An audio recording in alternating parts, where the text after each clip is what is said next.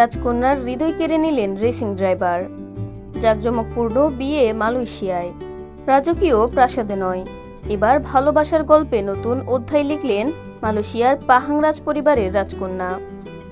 Pahang রাজ পরিবারের রাজকন্যা টেংকো পুত্রী রাজা টেংকো পুত্রী ইলিয়ানা আলিয়া বিয়ে করেছেন British racing driver Christopher Lionel খ্রিস্টফ্রোগাটকে।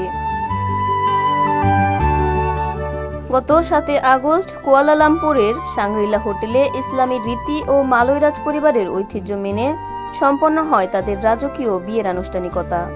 রাজকন্যা ইলিয়ানা পাহাংয়ের বর্তমান সুলতান এবং মালয়েশিয়ার সাবেক রাজা আল সুলতান আবদুল্লাহ রিয়াতুদ্দিন আল মুস্তফা বিল্লাহ শাহের কন্যা।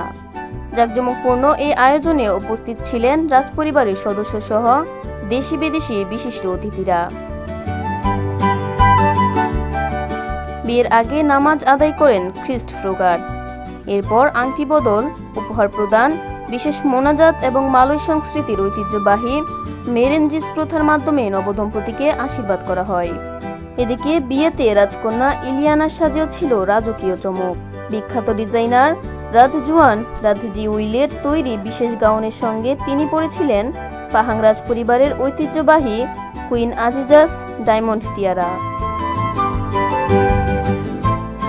রাজপরিবারের ঐতিহ্য আর রেসিং দুনিয়ার তারকার প্রেম, দুই ভিন্ন জগতের এই মিলন এখন আলোচনায় মালয়েশিয়া জুড়ে। ফাইমা রশিদ প্রমি, ঢাকা প্রুফ।